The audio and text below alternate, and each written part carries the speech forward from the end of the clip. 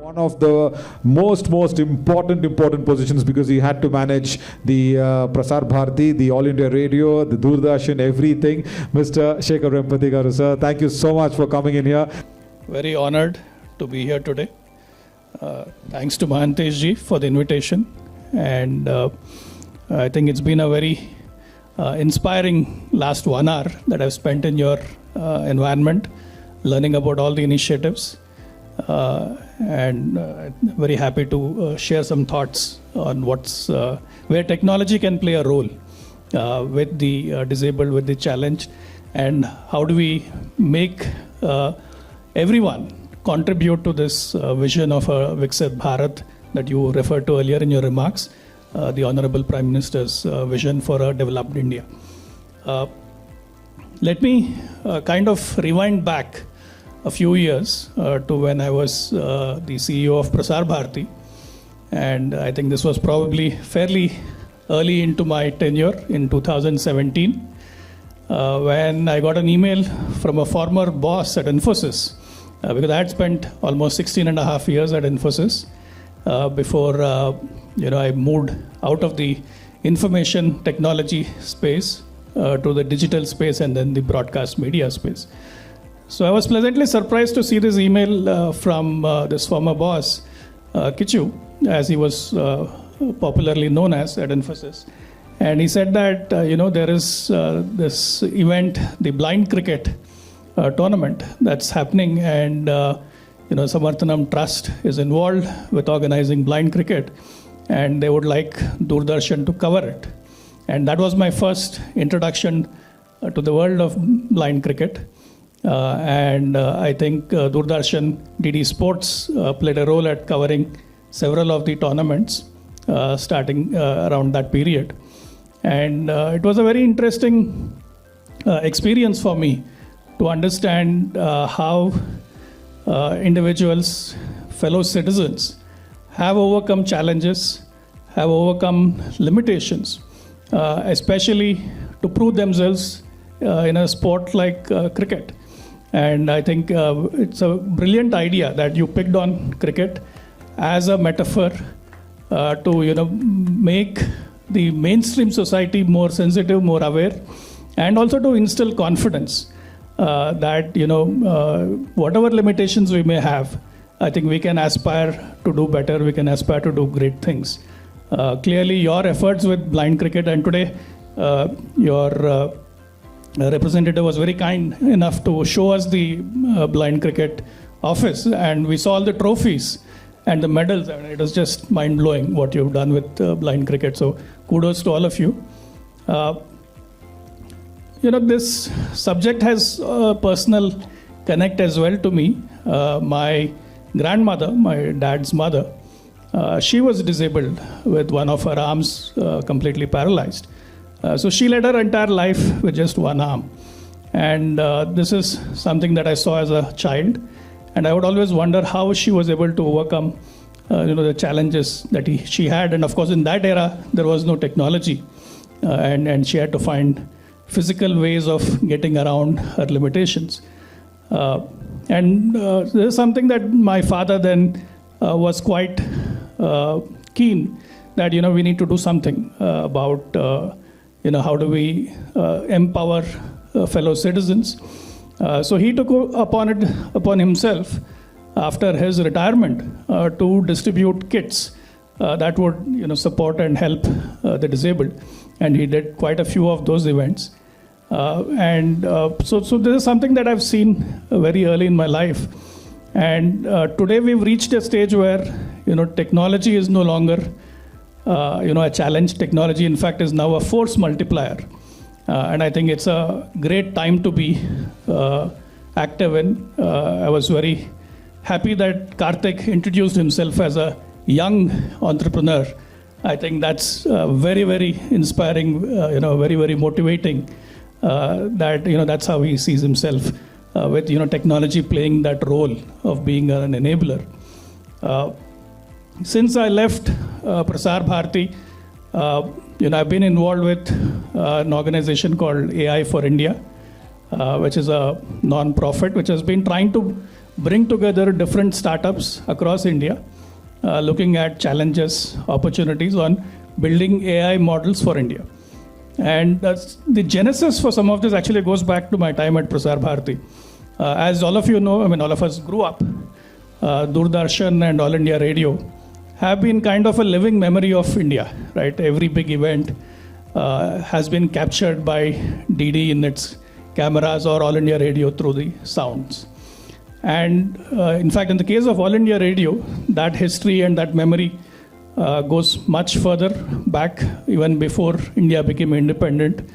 In fact, when I had a chance to look at the All India Radio archives, I was pleasantly surprised that the first radio broadcast in India was in the 1930s.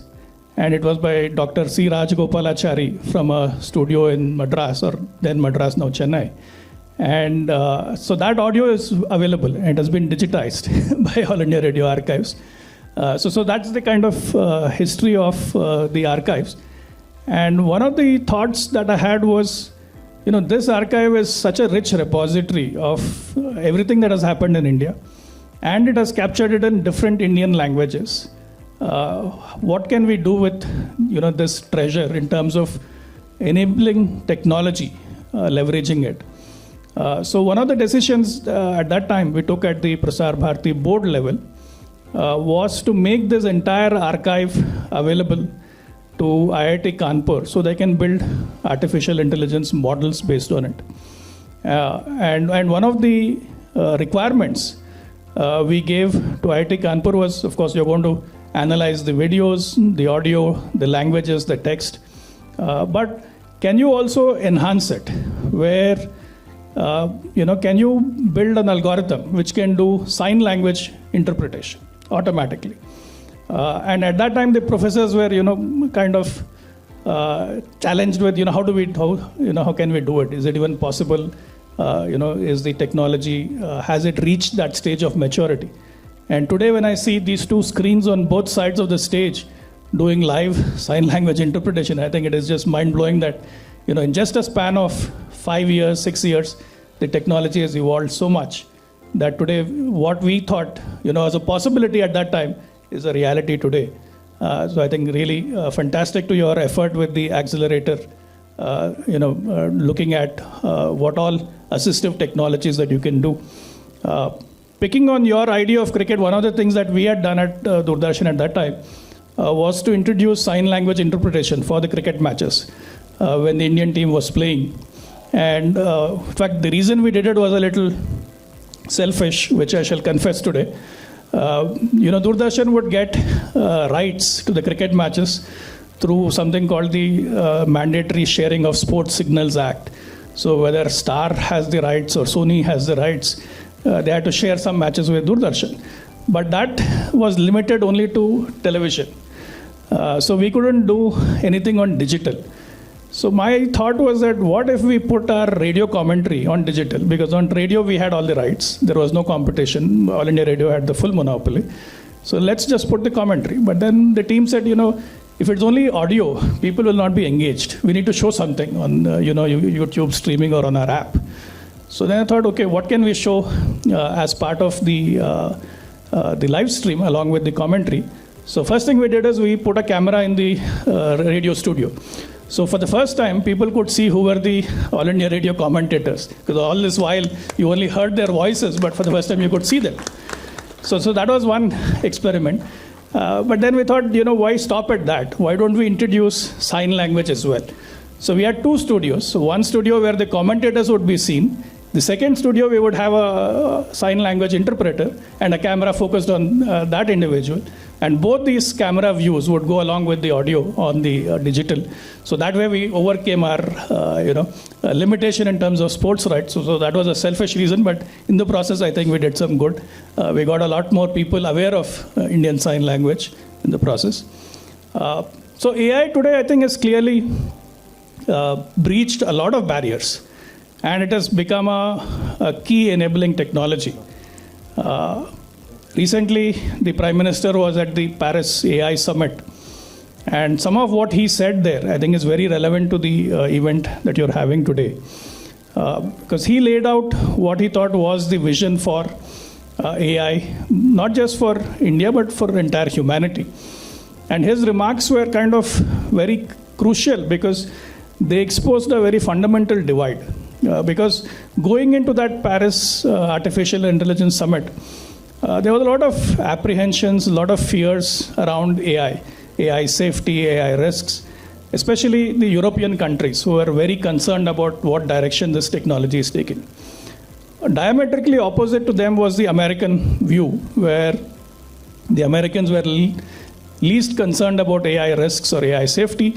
Their whole focus was on, innovation, opportunities, what kind of value can we create with this technology. So that divide between the Europeans and the Americans was kind of a big challenge for this Paris summit. And that is where I think India stepped in and played a very crucial role with Prime Minister Modi co-chairing the AI summit. And what he said was that we need to look at both. We need to look at, we should not just be bogged down by the fears over AI. We should not just worry that, AI is going to take away all the jobs. Instead, we should look at how can we make it a force multiplier? How can we make it a force for the greater good? And how do we balance the innovation and the opportunities with AI with the risks and the safety concerns? And his words were so powerful that even the US Vice President, who spoke after him, acknowledged what the Prime Minister said, that should be the way forward for the entire humanity in terms of how to derive good out of AI. And I think India is likely to host the next such global summit on AI, probably next year. And I think by the time that happens, I'm pretty confident that all the work that your ecosystem is doing with assistive technologies and AI will definitely make an impact. And maybe we'll have a lot more interesting demos to show to the entire world on how AI can create opportunities and can empower every part of society. I think that is going to be crucial. And a key element of this is, what we are seeing today with, all the hype around AI, with generative AI and large language models, that these require huge data centers, they require a lot of computing power, very expensive. While if you look at the kind of use cases, especially the use cases that you showcased today, these are, more likely to be on edge devices, on smartphones, or on some tailor-made device which is interacting with sensors, which is doing a lot of the decision-making locally. And for that kind of AI, we need, low power, low cost solutions. And I think that is the kind of innovation that we'll need going forward. And I think that is what India needs to prioritize on. Though a lot of the hype has been around large language models, chat GPT, and so on. But I think the real value in India, the use cases that will matter, will be those use cases where we're able to provide low-cost AI solutions that can make a difference. And there are quite a few Indian startups that are working on these use cases. They're trying to build AI in India for Indian conditions, for Indian use cases. So for example, there is one startup here in Bangalore which is able to analyze CCTV feeds in real time and provide real-time insights on various events that are happening. So for example, it could be in a manufacturing floor where it is detecting if some production line is malfunctioning or if some safety violation has happened. Similarly, it could be in a retail environment, it could be in a gym, it could be in a retail store, monitoring what's going on. And the same technology today, we have in fact started a project with them where we've said, can you use this AI stack for public spaces? It could be traffic junctions, it could be police CCTV cameras, it could be municipal CCTV cameras. Can we analyze what's happening in our cities and provide insights to local law enforcement, to local municipal workers to take action? So the idea is, can we provide this like a digital public good? And this is something that India has done very well. If you see the kind of digital public goods that we've rolled out, from Aadhaar to UPI and so on. So this is potentially another such digital public good. Another startup is looking at using sensors and cameras, combining all of that data to monitor livestock, to be able to improve their health, take care of livestock in different situations for the dairy industry. So these are very unique Indian circumstances in which the combination of cameras, sensors are being done to solve real problems. And I think when I look at your use cases for assistive technology, it's again largely the same landscape, right? You have cameras, you have sensors, and you're able to take real-time decisions in a variety of situations. One of the challenges for being able to build AI of this nature in India is the lack of data. We don't have enough Indian data sets to build these AI models on, and that's a big challenge. So one of the decisions that we did with giving our archives, for example, to IIT Kanpur, similar such initiatives are required, where we have a large amount of publicly accessible Indian data sets so that Indian AI startups can build models. So towards this, one of the initiatives we've started at our AI forum is called Daan. The idea of Daan actually came from Prime Minister Modi's Mann Ki Baat, where a few years back he spoke about organ donation. And he had a very motivating appeal on why Indians should register with his organ donation portal and so on. So the thought process was, if organs can be donated, why can't data be donated so that we can help Indian startups? Especially our thought process was with medical data, but it could be any kind of data. So we've created this portal. It's called datadaan.org, where the idea is to motivate Indian public bodies, organizations, institutions, even individuals. If you have data that could be of potential interest to AI models, you can pledge to make it public. It need not be personal data. It need not be anything which involves sensitive information. But it could be simple things. For example, when my mother passed away, she was a cancer survivor at that time. And we had all this stack of huge medical reports, all kinds of films of various tests that were done.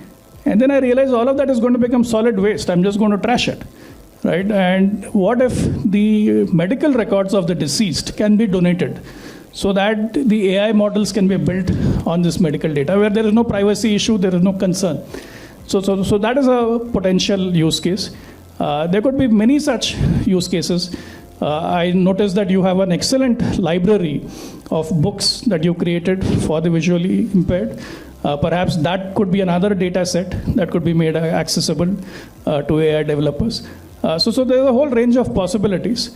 So I would urge this entire ecosystem here to think about Daan so that we can build AI models in India for Indian conditions, for Indian use cases. So with that note, I will once again thank Mahantesh ji for this opportunity. And thanks to all to speak to you this morning. Thank you.